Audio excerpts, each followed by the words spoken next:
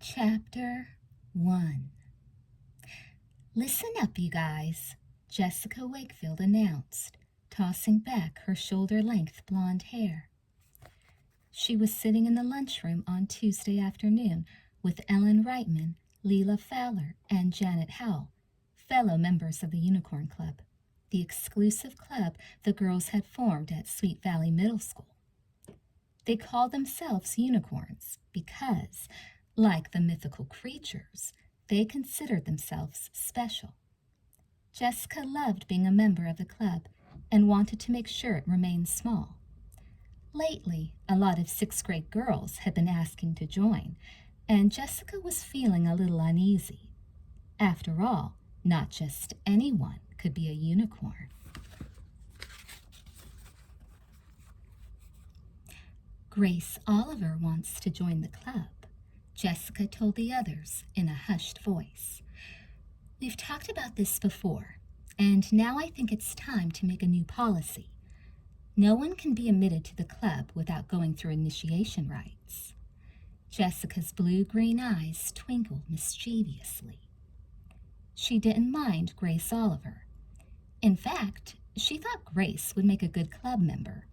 She just didn't want the club to lose its exclusive quality. "Initiation rites?" Ellen Reitman repeated. "You mean like the pledge tasks we used to make new members perform?" Before Jessica was allowed to join the club, she had to perform all sorts of daring tasks. She even had to send some girls into the boys' room. But since then, the unicorns had simply voted on new members without any other requirements. "Can't we just vote on it and let her join?" Ellen asked. Now it was Leela's turn to look impatient. "Come on, Ellen," she said haughtily. "Jessica is right. The whole point of having an exclusive club is that it's hard to get in. If we don't go back to initiations again, we won't be special anymore." Leela Fowler was the only child of one of the wealthier men in Sweet Valley, and she was used to getting her way. "Okay," Ellen said, knowing she was outnumbered. "What sort of initiation rites are you talking about?" "Well, I have some ideas," Jessica said. "Grace is in your English class. I'll talk to her before class and tell her she has to get up while Mr. Bowman is talking and recite a poem. Then you can report back and let us know whether or not she really did it." Ellen looked doubtful. Mr. Bowman was a good teacher, but he didn't put up with nonsense. "Come on, you guys," Ellen began. "Do you really think—" But one look from Jessica and Leela made Ellen back down. She didn't feel entirely happy about this initiation business, but she knew that when Jessica had a plan, there just wasn't any way to stop her. Jessica and Leela went off to find Grace, and Ellen went on to her English class.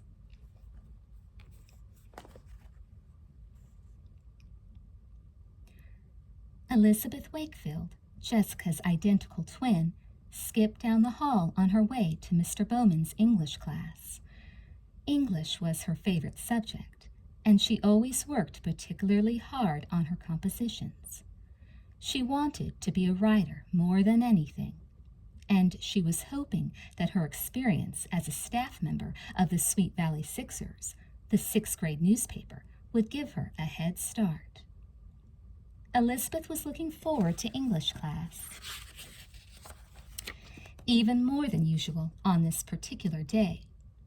It was the day they would be reading aloud the stories they had written. She was proud of hers, about a boy who lived entirely in an imaginary world. "Hello, Mr. Bowman," Elizabeth greeted her English teacher as she entered the classroom with her best friend, Amy Sutton. "Oh, no," Amy gasped as they passed his desk. "Look what Mr. Bowman is wearing today." Elizabeth smiled. Mr. Bowman was famous for wearing colors and patterns that clashed. Today he had on a striped shirt and a paisley tie. Elizabeth didn't care much about his zany dress habits, though. He was a good teacher, and that was what mattered to her. She slipped into her seat and noticed that she was sitting beside a very nervous-looking Grace Oliver. Usually the brown-haired girl was very quiet and calm in class. Elizabeth couldn't help wondering what might be wrong. When Mr. Bowman began to talk, Grace unexpectedly stood up and blurted out a short poem. "I think that I shall never see a billboard lovely as a tree. Indeed, unless the billboards fall, I'll never see a tree at all." All the kids in the classroom turned around in their seats and craned their necks to look at Grace. Somebody snickered, and Mr. Bowman cleared his throat. Pardon me, Grace," he said pleasantly. Would you like to continue?" Grace was beet red by now. "No," she said in a small voice. All the kids continued to stare except Ellen Reitman, who looked straight ahead, her cheeks pink. "That poem is by Ogden Nash, one of my favorites," Mr. Bowman said, looking at Grace with curiosity. "Did something I said remind you of it?" "No," Grace said miserably. I just said it because I wanted to." "I see," Mr. Bowman said. "Well, the next time you feel the urge to recite a poem, please check with me first." Elizabeth and Amy exchanged puzzled looks. Elizabeth was just about to make a comment to her friend when she felt a light tap on her shoulder. Then Ken Matthews, who sat behind her, handed her a neatly folded piece of paper. "Dear Elizabeth," the note read, "a group of us are holding a summit conference this afternoon to talk about Dennis Cookman. This is an emergency. Can you come? We're meeting at the lot behind Mr. Larson's house right after school. We really want you to be there. Bring anyone else who you think can help." Elizabeth read the note quickly and frowned. She nodded once to Ken to show him she could come, folded the note, and slipped it inside her notebook. She had been hearing a lot about Dennis Cookman lately. She wondered what had happened. Dennis was in the 7th grade and had no friends. For some reason, he liked hanging around the 6th graders, especially the smaller guys like Ken Matthews and Jimmy Underwood. Hanging around wasn't exactly the right term, though. He actually liked to pick on the smaller kids, both girls and boys, and lately he had been doing it more often. When the bell rang, Elizabeth gathered her books together. "We need your help," Ken said, walking alongside her. "Cookman has been picking on Jimmy all week long. We want to do something to get even, but we don't know what." Elizabeth always liked helping out. It really meant a lot to her that kids in her class trusted her judgment. "You can count on me to be at the meeting. I just hope I'll be able to help," she said quietly. Jessica and Leela were standing outside the classroom as Elizabeth walked out behind Ken and Grace. "How'd it go?" Leela asked Grace. Grace looked mortified. "I felt so silly, but I did it," she said. Elizabeth stopped short. "Jessica, did you have something to do with that?" she demanded. She should have guessed that where there was trouble, Jessica couldn't be far behind. Jessica tossed her hair back over her shoulders. "This is a private unicorn matter, Lizzie. Come on, you guys," she said, steering Grace and Ellen away with her and Leela. Elizabeth looked after her sister in amazement. "I don't believe her," she cried. "How does she get away with doing things like that?" Amy sighed. "You two sure are different." Elizabeth knew her friend was right. As far as looks went, she and Jessica were mirror images. They both had long blonde hair and blue-green eyes. Elizabeth was 4 minutes older than Jessica, and they always joked about her being the big sister. But, in fact, Elizabeth often did feel much older than her twin. She couldn't believe her own sister had put poor Grace up to a stunt like that. She was determined to tell Jessica what she thought of such behavior. "Look," Amy said, interrupting Elizabeth's thoughts. "Here comes that bully, Dennis Cookman." Elizabeth shuddered. Dennis was lumbering down the hall toward them. Everything about him was larger than life. His hands, his arms, even his big grin. He had short brown hair, a round face, and narrow slits for eyes. "He looks like a bulldog," Amy whispered. "Shh," Elizabeth whispered back. "He might hear you." "Out of my way," Dennis thundered as he careened straight toward them. Elizabeth and Amy jumped aside to let the big 7th grader pass them. "Wow," Amy said. "I wouldn't want to be on his bad side, would you?" Elizabeth shook her head. She knew a lot of kids who had gotten on Dennis's bad side for no reason at all. Ken was right. Dennis was getting out of hand. It was time for them to do something. The question was, what?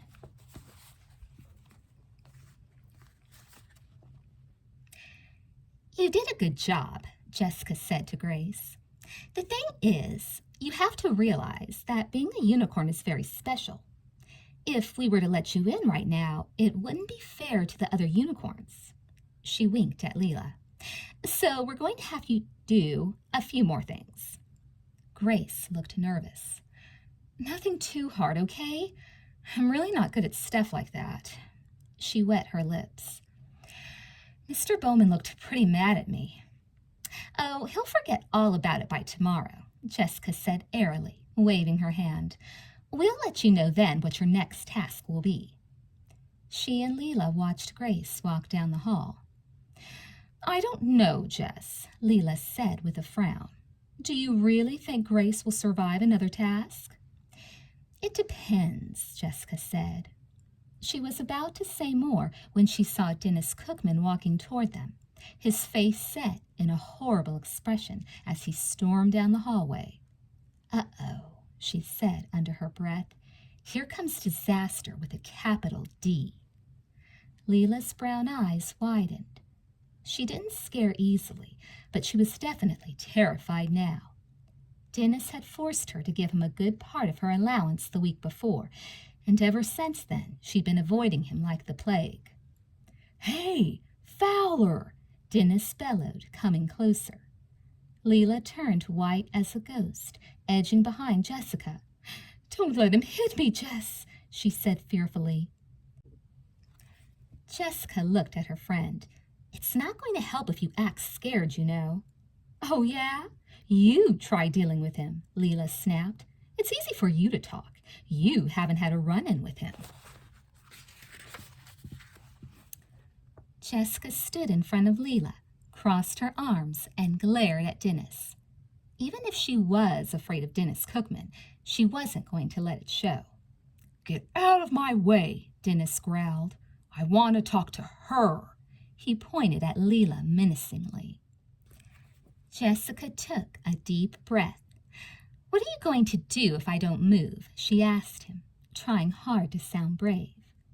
Dennis stared at Jessica, his face turning red, and he repeated gruffly, "I said, get out of my way." With each word he moved closer until he was almost touching Jessica, his eyes bulging. Jessica gulped. Okay, she said, jumping to one side. "Fowler, Dennis growled. "Give me $10 or I'm going to make you sorry." Leela shot Jessica a desperate look as she handed Dennis a $10 bill. "That's $25 in the past 2 weeks," she whispered to Jessica after he disappeared with her money. "What am I going to do?" Jessica shook her head. "That boy is worse than horrible. He's awful." She shuddered. "I really thought he was going to hit me." Leela nodded. "Yeah, well, it wouldn't be the first time. He beat up Jimmy Underwood yesterday. He gave him a black eye and told him if he tattled, he'd punch the other eye.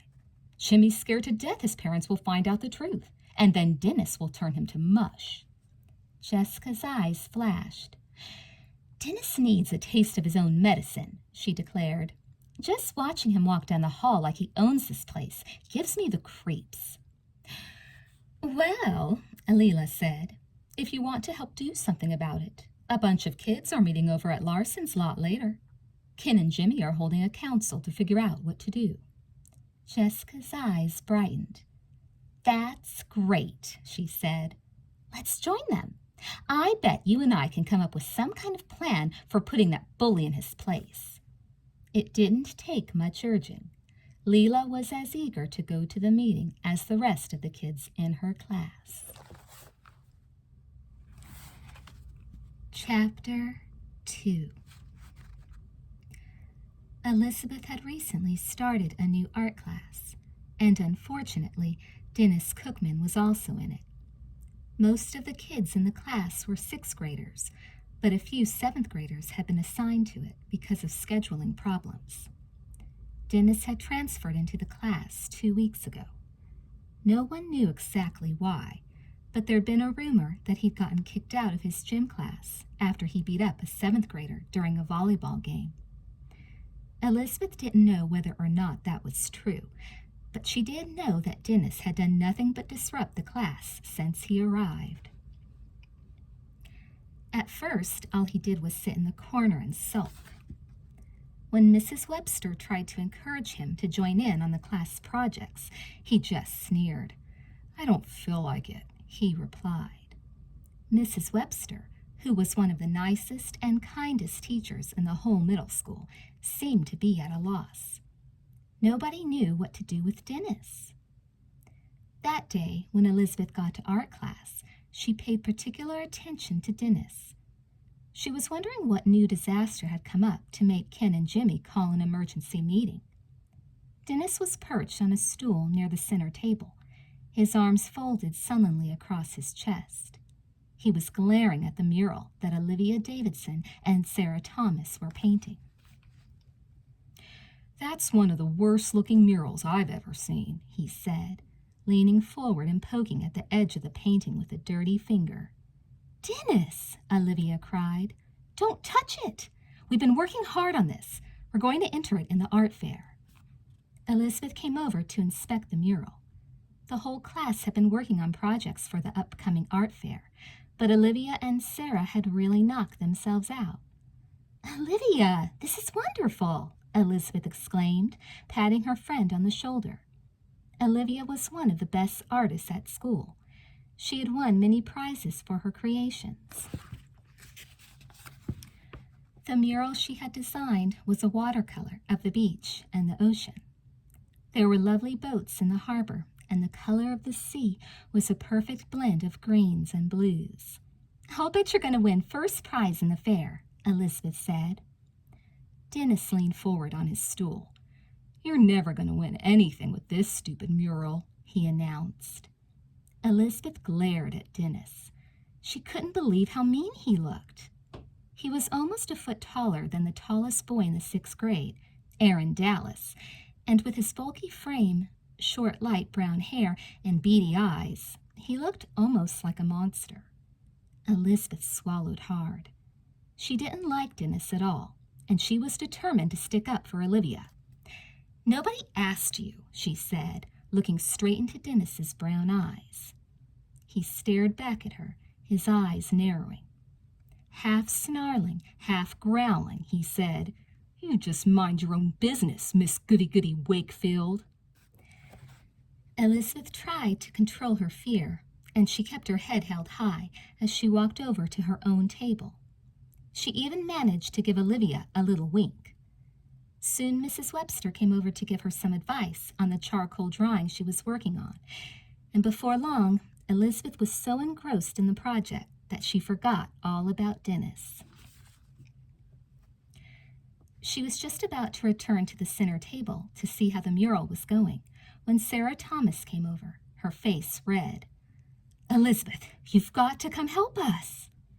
Elizabeth followed Sarah over to where Olivia was stooping over a tiny section of the mural. She was trying to outline the largest sailboat, but Dennis kept kicking the table with his hiking boots. "Dennis Cookman, cut that out right now," Elizabeth said loudly. "Cut what out?" Dennis snarled, kicking the table extra hard. "Oh, no!" Olivia cried as spatters of black paint shot over the mural. "Dennis, look what you made me do." Her eyes were indignant and tearful. "Now the mural is wrecked." "It stank anyway," Dennis said, climbing down from his stool and wandering off as if nothing had happened. Elizabeth put her arm around Olivia, who began sobbing uncontrollably. "Don't worry," Elizabeth comforted her. "We'll dab up the paint with a paper towel. It isn't ruined at all." But Olivia was inconsolable, and Elizabeth didn't blame her. One thing was for certain. Once and for all, someone had to do something about the school bully, and that was all there was to it.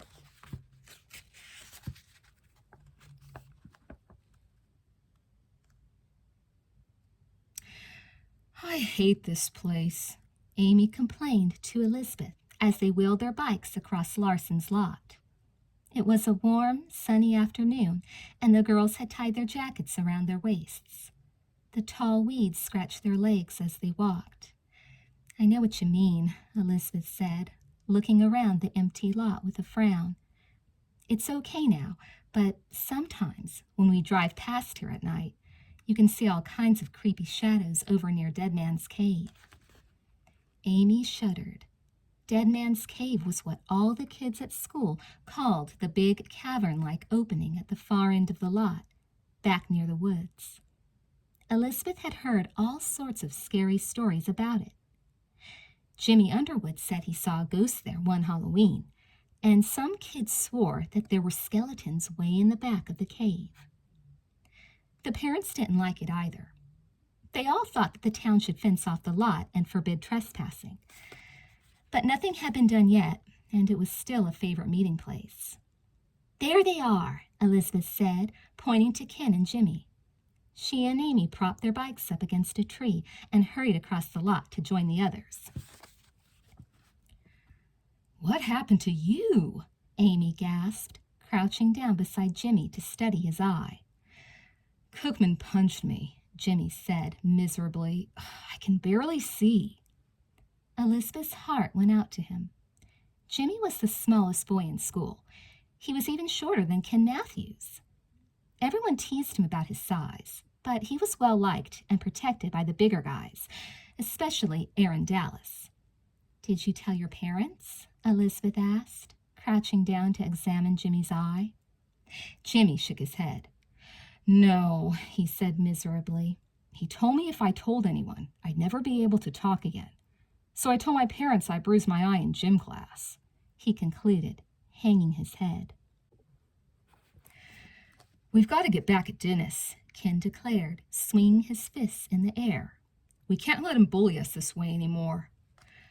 "Look," Amy said, turning toward Elizabeth. "Here comes Jessica, and she's got Ellen and Leela with her." Elizabeth was surprised. She wouldn't have guessed that Jessica cared that much about her fellow classmates. But as soon as Leela marched up, eyes flashing, she knew something had happened. "Are you guys trying to think of some way to get back at Dennis?" Leela asked. "Because I want to be a part of it. He's bullied me into giving him $25 already." Leela looked furious. "At this rate, I'll turn into a pauper." "Hey!" Aaron Dallas called across the field. "Wait up, you guys!" Aaron, one of the most popular sixth graders, was hurrying over to join the group. Jimmy pushed nervously at his glasses, which had been broken in his scuffle with Dennis. They were now held together with masking tape. I think we need to scare him back. Make him see what it feels like, he said. Yeah, but how? Ken asked. He's way too tough for any of us to scare. He must outweigh all of us put together. What can we do? I don't know, Jimmy said. He looked across the vacant lot. Tie him up and throw him into Dead Man's Cave, he suggested. Everyone laughed nervously. The cave wasn't really a joke, not even in the daylight. Jessica spread her jacket out on the ground to keep her jeans clean. Elizabeth, isn't that Stephen? What's he doing here? She asked. The twins' older brother, Stephen, was walking home from Sweet Valley High School, where he was a ninth grader. As soon as he spotted the twins in the group, he sauntered over with a curious look on his face. Stephen Wakefield was 14, going on obnoxious, according to the twins. He gave his sisters a hard time as often as he could. Plus, he seemed to think that being 14 made him a complete authority on everything. What's going on? He asked the group, which now included Leela, Ellen, Amy, the twins, Ken, Jimmy, and Aaron. Looks like serious business. Are you guys planning a cookout in Dead Man's Cave? The girls shuddered. Jessica looked at her brother indignantly. We happen to be having an important meeting, for your information. It's about Dennis Cookman, the biggest bully in the middle school. Stephen laughed. So it's a meeting. Kind of official, isn't it? Couldn't you just talk about it at school? Aaron and Ken both knew Stephen from his basketball reputation, and they admired him. It isn't like that, Stephen, Aaron said seriously. We've got to protect Jimmy. Look at what Dennis Cookman did to Jimmy's eye. He's got all the sixth graders terrified. We can't talk about it at school. That's why we called a meeting out here.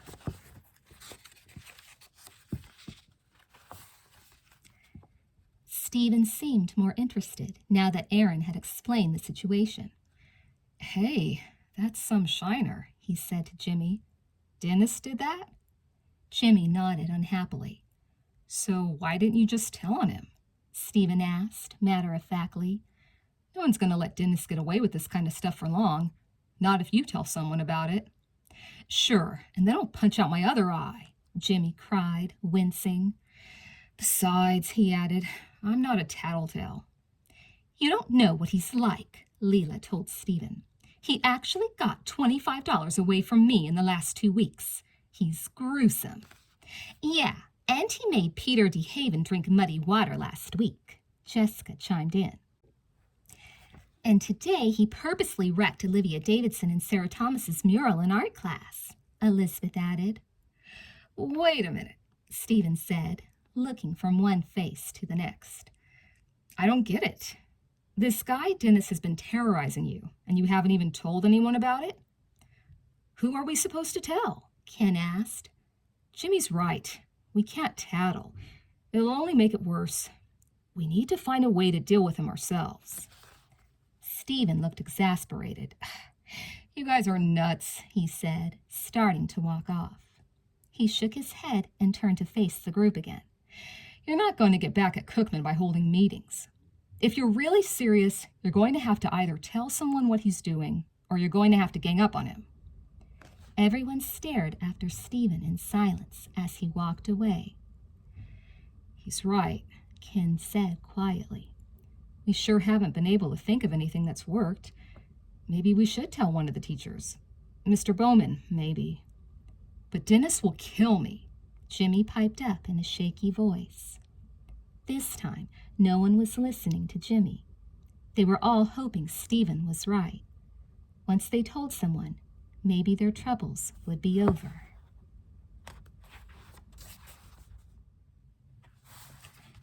Chapter 3.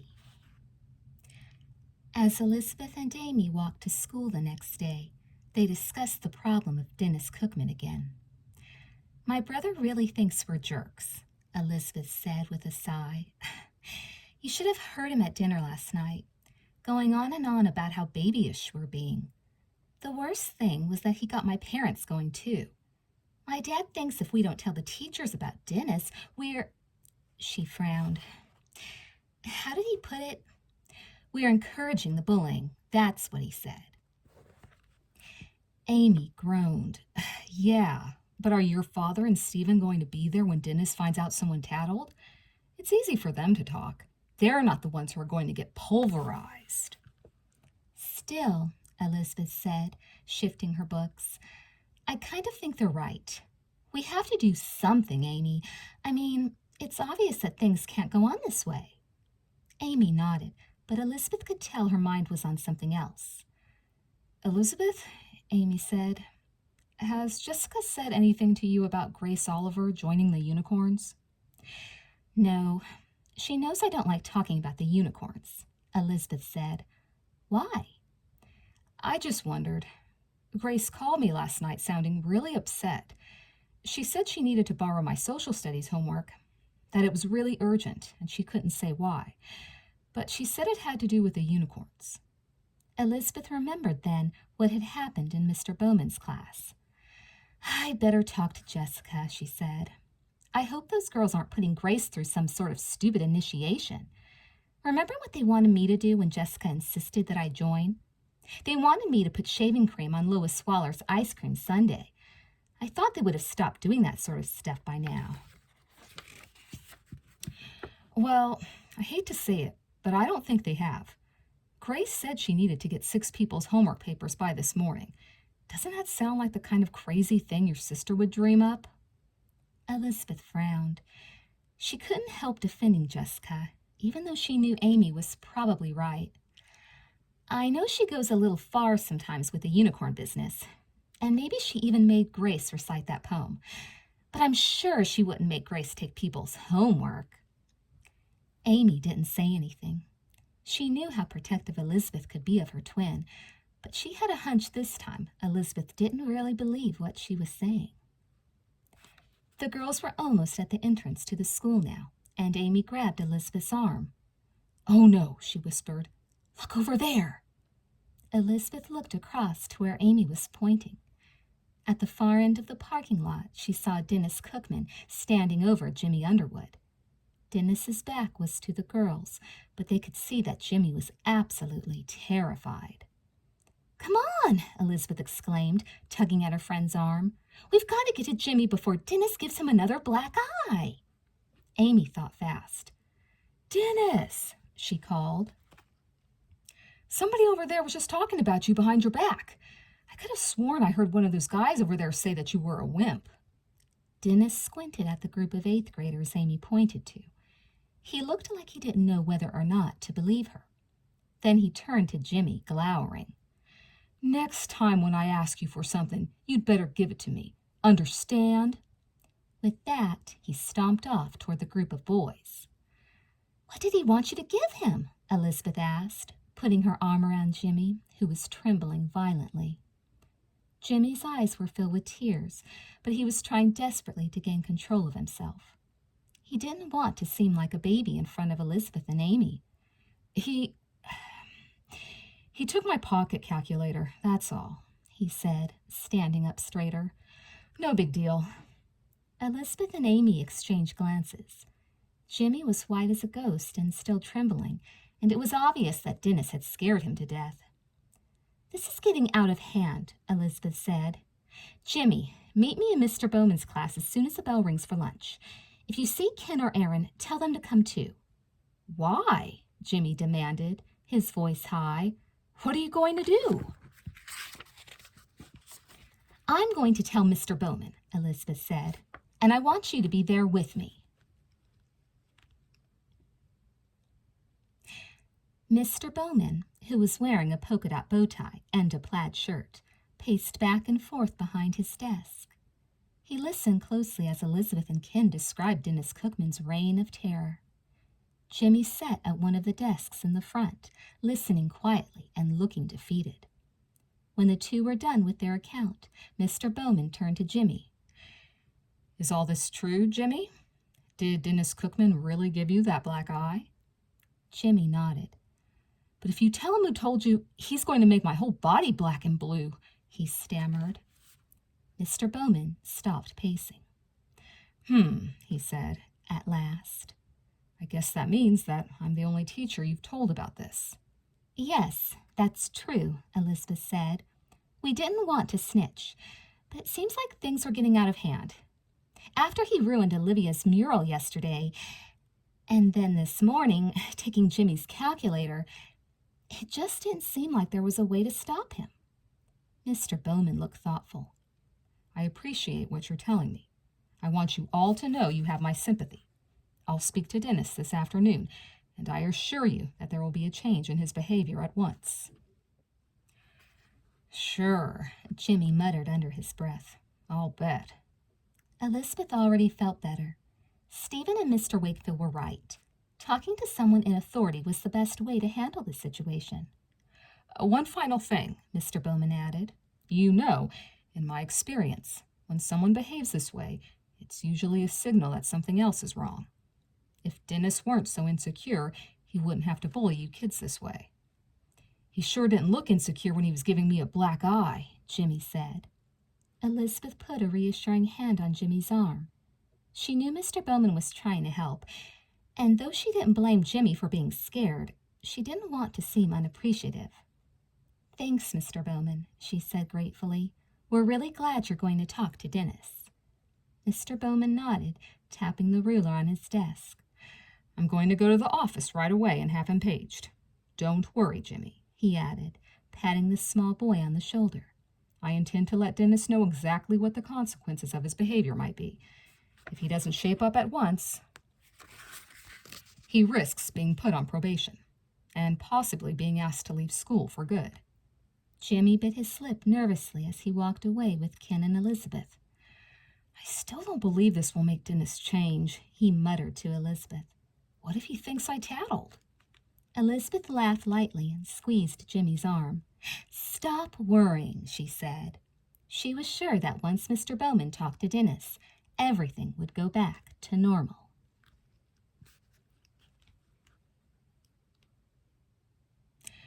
Anyone want to watch the Little League game in the park?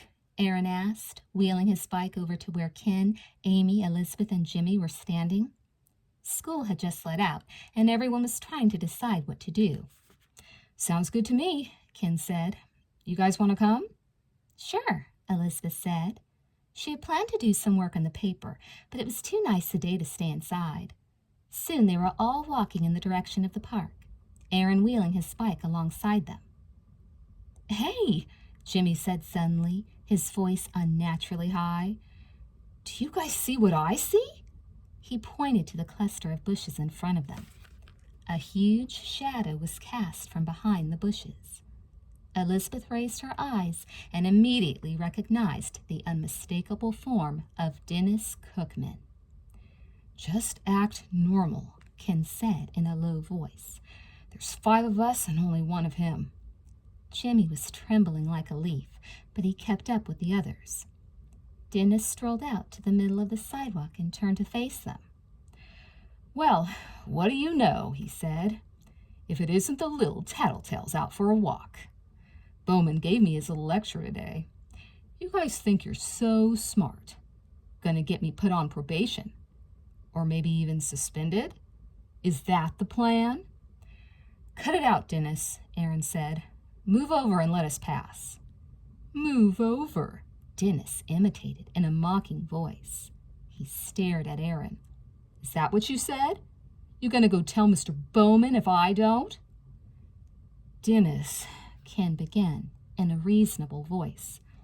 We didn't want to say anything, but Dennis didn't let him finish. With one swift pounce, he leapt on top of Ken, knocking him down on the pavement. Aaron promptly dropped his bike and climbed on Dennis's back, punching at him from behind. Within seconds, a full-scale brawl had broken out. Jimmy and the girls looked on with horror as Dennis pinned the 2 boys together beneath him. I'm going to knock you out, you dumb jerks, Dennis said, and I'll get you too, Jimmy Undersized. You'll be sorry you ever said a word to Mr. Bowman. Ken and Aaron were both winded from the exertion of the struggle. Jimmy, terrified when he heard his name, had run off into the bushes, but it didn't take Dennis long to catch up to him. "You little twerp!" Dennis screamed. "I'd like to bash you once and for all and put you out of your misery." Tears ran down Jimmy's face. "They made me tell! I didn't want to!" he cried. Dennis threw him down with disgust. "You all make me sick. I'm going to pay you back for telling on me. All of you." With that, he stormed off, leaving Ken and Aaron still struggling to get up off the sidewalk. The boys were more humiliated than hurt, though Ken had a scratch over his right eye, and Aaron's hand had started to swell from punching Dennis so hard. "Oh my gosh," Elizabeth said as she and Amy scrambled to help the boys. "That was horrible." Jimmy crouched by the side of the pavement, crying. "He's going to kill me. I know he is," he kept saying. "Look, Jimmy, we're all in this together," Ken said, brushing himself off and glaring at Dennis's retreating back. "Maybe telling Mr. Bowman wasn't such a great idea," Aaron said to Elizabeth as she helped him to his feet. "Looks like we're back to the drawing board on this one, guys." No one said anything. The Little League game in the park had been forgotten, and they were all too shocked to talk about what had just happened. Elizabeth felt absolutely awful about telling Mr. Bowman. They would have to think of something themselves next time, something that would make Dennis leave them alone once and for all.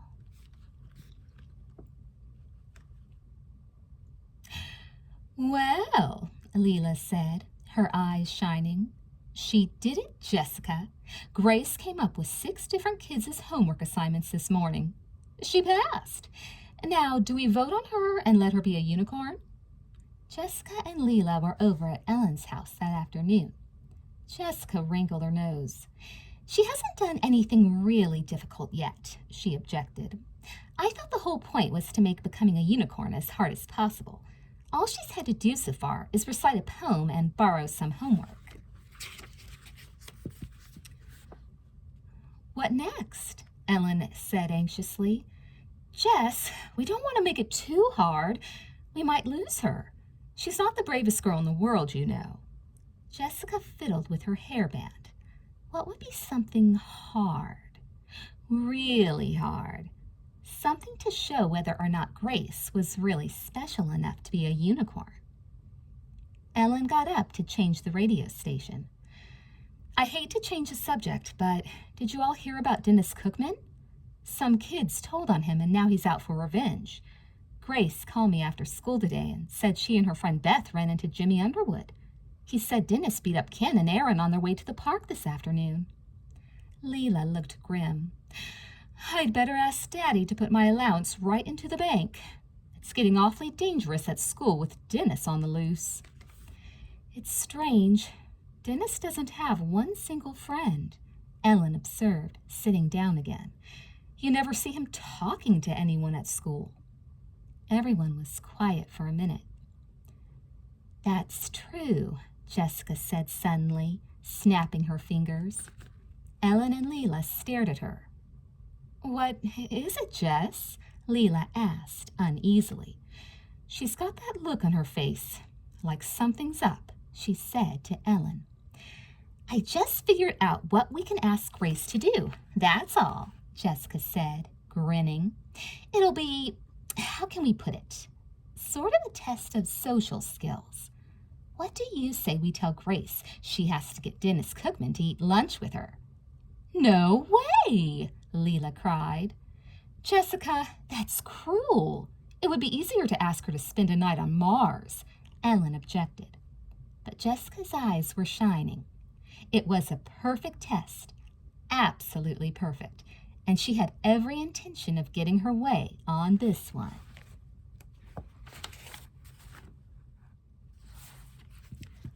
Chapter 4.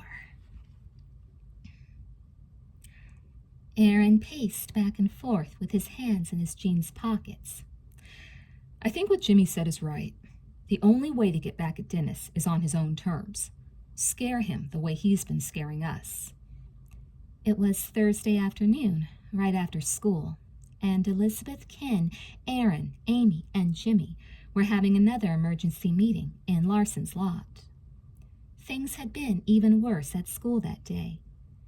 Dennis had sneaked into the locker room during Ken's gym class and had stolen his school clothes out of his locker. Ken had to wear his gym suit all morning until his mother came with a change of clothes. Next, he had gotten behind Aaron in the lunch line and had stepped on his foot as hard as he could. And when Amy had bent down over the drinking fountain to get a drink, he had purposely pushed into her so her face went right into the water. Elizabeth's mind was miles away this afternoon. She wished Aaron and Ken could think of a better place to have these summits. As she stared across the lot to Dead Man's Cave, she thought to herself, "This place is really creepy." "I think we're wasting our time," Jimmy said in a small voice. "Let's face it, Dennis is 10 times bigger than any of us and 50 times stronger. He's just going to keep picking on us till he gets tired of it." "But Dennis isn't exactly a heavyweight when it comes to brains," Aaron said. "My idea is that we put our heads together and use the real advantage we've got." Elizabeth looked doubtfully at Amy. "I don't really see how brains are going to help, Aaron," she said. "This time it seems to me like brains aren't good for much." Aaron narrowed his eyes, thinking hard. "Try this one out. Suppose I happen to say, in front of Dennis, that I'm going to do something really scary, something incredibly dangerous that no one in their right mind would ever do. And then right after I say it, Ken here," Aaron elbowed Ken, "says he's going to do it. And then Jimmy says he's going to do it too. Wouldn't that shame Dennis into saying he'd do it too?" "I don't get it," Ken said. "What kind of scary thing are you talking about?" Aaron smiled, jumping lightly off the log he'd been standing on. "Try this for scary," he said, his smile getting broader. "What would you all say if I told you I planned to spend the night, the whole night, in Dead Man's Cave?" A stunned silence fell over the group. Jimmy turned white and got to his feet. "No way. I'm not going near that place. My sister said she saw a big dark shape in there last Halloween." Come on," Aaron said. "I'm not afraid of a bunch of stupid stories. You're not either, are you, Ken?" Ken suddenly seemed very interested in a stick lying on the ground next to him. "Well, Aaron, it isn't like the stories just come from one person or anything. I mean, there happens to be a lot of evidence that..." "The whole night? You mean spend the whole night in there?" Ken looked pale at the thought. Aaron laughed. "Okay, I'll stop torturing you. Come with me. I've got something to show you." He frowned. "Only you have to swear, cross your hearts and hope to die, that you won't tell anyone. My brother told me if I gave the secret away, he'd take back the entire knife collection he gave me last year. You all swear?" Everyone solemnly promised never to tell. "Where are you taking us?" Jimmy asked as they started off across the lot. "To the cave," Aaron called. "Don't worry," he added. "Nothing's going to hurt you, Jimmy. And I'm going to show you the secret passageway that's going to make us all look like heroes, while Dennis Cookman looks like a big baby." Several minutes later, the 5 of them were standing in front of the entrance to the cave. They were all quiet for a minute. The mouth of the cave was about 8 feet wide, leading back and down under the wooded hill at the back of the lot. It was nothing but a big, dark hole, and no one, as far as Elizabeth knew, had ever spent the night there. The thought made her shudder. "My brother was playing kickball in this lot last year with some of his buddies, and the ball went straight down into the cave," Aaron said. "That's how he found out about the secret passageway. Come on, I'll show you." Amy looked apprehensively at Elizabeth. Ken shrugged, then swallowed hard. I'll go first, he said. Let's go, Aaron. When I come back alive, they'll all know it's okay. Elizabeth, Amy, and Jimmy watched nervously as the two boys disappeared into the mouth of the cave. At first they could hear their voices, but then they seemed to fade. You're not getting me near this place in the dark, I can tell you that right now, Jimmy said as he pushed his glasses up on his nose. Jimmy, Elizabeth said firmly, Aaron's trying to help you. We all have to stay together on this. If he's got a good plan, it's worth following it. To scare Dennis. Wouldn't you like to see that? I guess so, Jimmy said. He stared miserably at the cave. But over here, you guys, Aaron called, waving his arms wildly. Ken stood beside him in the woods up the hill. Somehow they had gotten out of the cave, from the back, and up into the woods. There really is a secret passageway, Amy exclaimed. They waited expectantly for Ken and Aaron to come back. About 5 minutes later they emerged through the mouth of the cave, looking a little dirty but triumphant. That's the coolest thing, Ken said. You guys should see it. There's a big rain pipe in the cave. It's just past this first bend, and you can crawl right through the pipe out into the woods. Aaron brushed off his hands. Yeah, my brother says it doesn't work, though. The angle's all wrong or something, so the rainwater comes down from the pipe into the cave. He shrugged. Anyway, the point is there's a way out. And the best thing is you never know it unless you crawled all the way to the back. Come on in and I'll show you. Elizabeth, Amy, and Jimmy filed into the cave behind Aaron. It was damp and very cool inside, and Elizabeth felt shivery again. The cave ceiling wasn't very high, so they had to stoop a little as they went. Dennis is too big to get all the way back here, Aaron called out with satisfaction.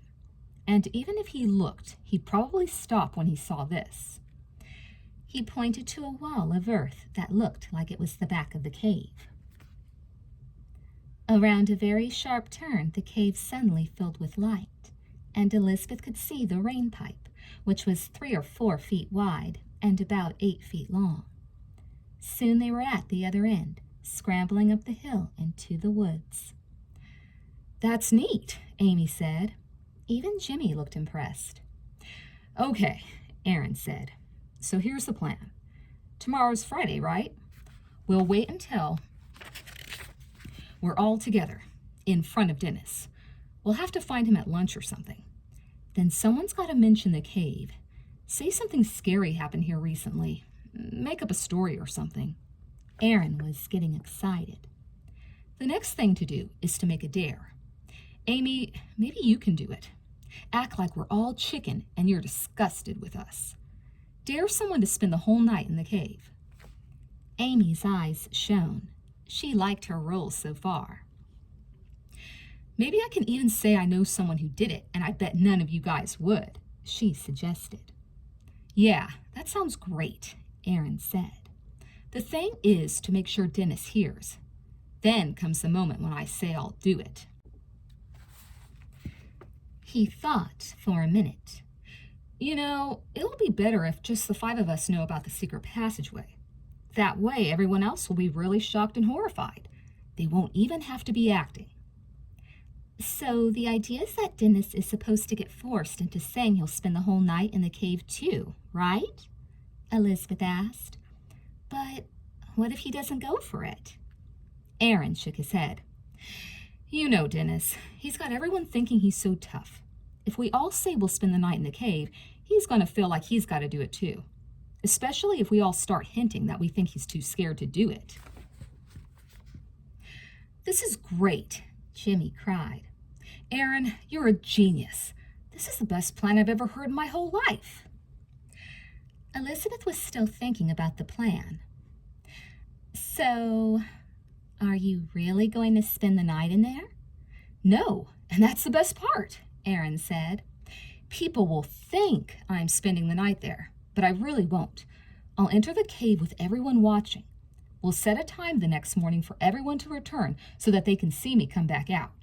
But what I'll really do is go into the cave, crawl out the secret way, and walk back to my house. Then I'll come back in the morning, sneak back through the rain pipe, and come out the front of the cave when it's time." He grinned. "Easiest way I can think of to be a hero." Elizabeth and Amy started clapping. "Aaron, I have to hand it to you. That's a master plan," Ken said, patting him on the back.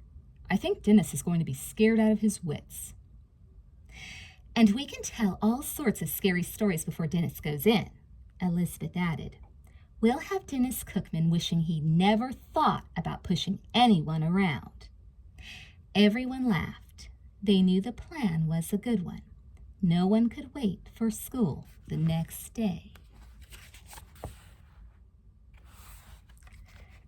Chapter 5. Jessica, Ellen, and Leela met Grace after science class on Friday morning. "We want to have lunch with you," Jessica said. "We had a unicorn meeting yesterday, and we decided you've done a good job so far, and we're only going to ask you to do one more thing." Grace looked thrilled. "I'm so happy. I was beginning to get worried," she confessed. Leela glanced away, and Grace frowned. "It isn't anything too difficult, is it?" "Oh, no," Jessica said reassuringly. "It's simple. And just think," she added, "if you pass this test, we can vote you in as a full-fledged unicorn. You'll get to wear purple and attend all the meetings." Purple was the unicorn's favorite color. In fact, Jessica had just finished dyeing most of her white socks purple to add to her unicorn wardrobe. If Grace managed to get Dennis to eat lunch with her, maybe Jessica would even give her a pair as an initiation gift. The bell rang. "Meet us at lunch and we'll tell you all about it," Jessica said and hurried off to math class. At lunchtime, the four girls met in a corner of the lunchroom that Jessica had renamed the Unicorner. It was the perfect place to talk in private. "Now, don't panic," Ellen said, patting Grace on the arm. "Your pledge task sounds a lot worse than it really is." "Yeah," Leela said, inspecting her sandwich. "Panicking never helps anyway." Grace looked alarmed. "I thought you said this was an easy one." "You did say that, Jessica, didn't you?" Jessica took a big bite of her sandwich. "It is easy. It's just going to require tact, that's all. And knowing you, it should be a snap." "The suspense is killing me. What is it?" Grace demanded. "Do you know Dennis Cookman?" Jessica asked casually. Grace made a face. "Who doesn't? That's like asking the people in Jaws if they know what a shark is." Leela and Ellen laughed, but Jessica looked solemn. "Well," she said, "we want you to get him to have lunch with you." Grace's eyes widened. "What?" she demanded. "Get him to have lunch with me? Are you kidding?" "Why not?" Jessica asked innocently, polishing off the rest of her sandwich. "He can't be that bad once you get to know him. And you don't have to be his friend or anything. Just get him to sit with you through lunch once. That's all." Jessica crumpled up her napkin. "We realize it may take a little buttering up and everything, so we're going to give you till the end of next week." "The end of next week?" Grace wailed. "I'll never be able to do it," she said, sounding totally dejected. "I want to be a unicorn, but this is just too much. Dennis Cookman is a monster. He can't even say hello without punching you out first. How in the world am I going to get him to eat lunch with me?" Leela and Ellen looked sympathetic, but Jessica was unrelenting. "Grace, don't give up now. You've done well so far. Just get through this one last task and you're in. For life." When Grace looked unconvinced, she added, I know it seems hard, but we all had to prove ourselves to be unicorns. It wouldn't be fair if you didn't do the same. I guess so, Grace said unhappily.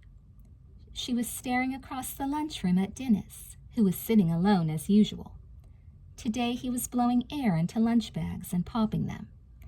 She couldn't imagine anything more impossible than having to share a lunch hour with him. But she would just have to do it. She wanted to be a unicorn more than anything. Now, remember, Jessica instructed, this initiation is a unicorn's secret. Everyone here has to vow their silence. And, of course, Dennis can't know why you're doing this. After they all made their pact, Jessica turned to Grace. Good luck, she said, smiling. You know we'll all be rooting for you. Meanwhile, across the lunchroom, Aaron put down the carton of milk he'd been drinking and winked at Amy. That was her cue that it was time to start the Dennis Challenge. The Fearless Five, as Aaron had started calling them, had met before lunch to rehearse. They had deliberately chosen to sit at the end of the long table where Dennis usually sat. Peter DeHaven and Caroline Pierce were at the same table. Elizabeth thought it was almost a lucky break that Caroline happened to be there. She was the biggest gossip in the whole school, and she'd be sure to spread the news about their little stunt more quickly than anyone. Dennis was sitting alone at the next table. Amy waited until she knew she had his attention. I heard the scariest thing about Dead Man's Cave this morning, she said loudly, unwrapping her sandwich. What? Ken said on cue. You know my cousin, the one in high school? Well, she said she and a group of her friends were there just to hang out. When it got dark, they saw dark shadows moving across the entrance to the cave. Amy paused and shuddered. Aaron made a great show of sounding casual. Big deal. I think all that stuff about Dead Man's Cave is just a lot of baloney. Oh, yeah? Ken cut in, just as they had rehearsed. I'll bet you wouldn't be talking that way if you'd been there. Caroline looked horrified. Don't even talk about that place. My sister once saw a skeleton lying inside. She grimaced. It's disgusting. It's just an old hole in the ground, Aaron protested. You're wrong, Ken. I'm not one bit scared of Dead Man's Cave. Prove it, Ken demanded. Everyone was quiet for a second. Dennis was listening intently now. Okay, Aaron said, as if an idea had just come to him. Would you believe I'm not scared if I say I'll spend a whole night in there, all by myself? Caroline covered her face with her hands. Aaron, she cried, I can't believe you're saying that. Aaron glanced over to make sure Dennis was still listening. Why? He scoffed. What's so scary about spending the night in that old place? Dennis couldn't contain himself anymore. What a tough guy. I bet you'll be running home the minute it gets dark. Aaron shrugged, cool as could be. Why don't you come watch me if you don't believe me, he said. You name the night and I'll be there. Dennis was quiet as he studied Aaron with new interest. You're just bluffing, he said at last. I'm not going to waste my time waiting for someone who's not even going to show up. Try me, Aaron said. Let's say tomorrow night. I'll meet you at the cave at 7 o'clock, and you can just sit there and see if I don't spend the whole night in there. Caroline and Peter, who had been listening to the whole thing, were genuinely horrified. The others did their best to appear as shocked as possible. Elizabeth even hammed it up a bit by trying to talk Aaron out of it, saying she thought it was a bad idea, that the cave was too dangerous. I'm going to do it, and that's that, Aaron said at last. We just have to get one thing straight. No one tells any grown-ups about this, because if my parents find out, they'll never let me out of the house. What a joke, Dennis said. Look who's telling who not to tattle. Everyone was quiet for a minute as Dennis approached the table. He didn't touch Aaron. He just looked him straight in the eye. You're not going to spend the whole night in that cave, he snorted. But you can count on one thing, Aaron. I'll be there to watch you make a fool of yourself. Elizabeth watched him stomp off before turning to give Aaron the thumbs-up sign. The challenge had gone just the way they'd hoped. Now they just had to get everything in order for tomorrow night.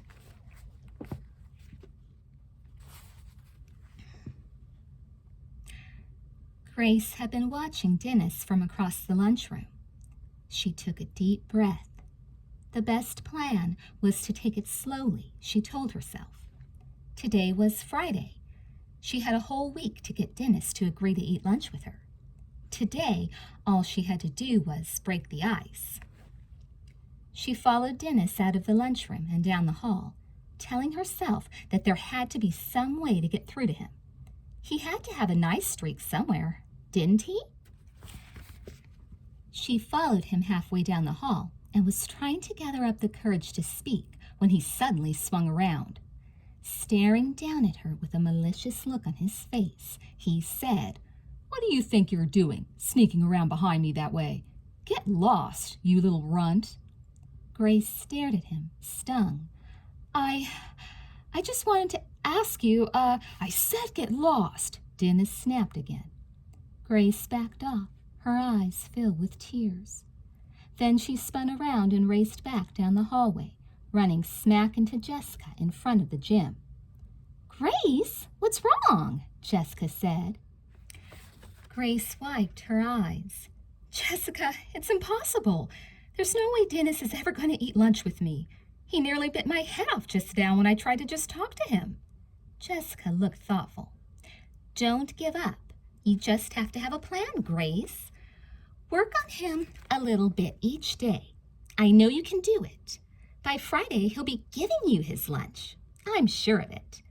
Jessica really didn't want Grace to quit now. Leela and Ellen had been opposed to her initiation scheme from the very beginning. If Grace dropped out now, Jessica would never hear the end of it. She could just hear what they'd say. "I told you so, I told you so." Grace looked at Jessica as if she were crazy. "I don't think so, Jessica. Have you ever tried to talk to him?" "Well, not really," Jessica admitted. "But, Grace, you're the nicest person in the world. You're bound to make him feel like being civil. If anyone can do it, you can." There, she thought. How's that for encouragement? Grace didn't say a thing. She couldn't agree with Jessica less. Dennis Cookman didn't look as if he would ever be nice to anyone.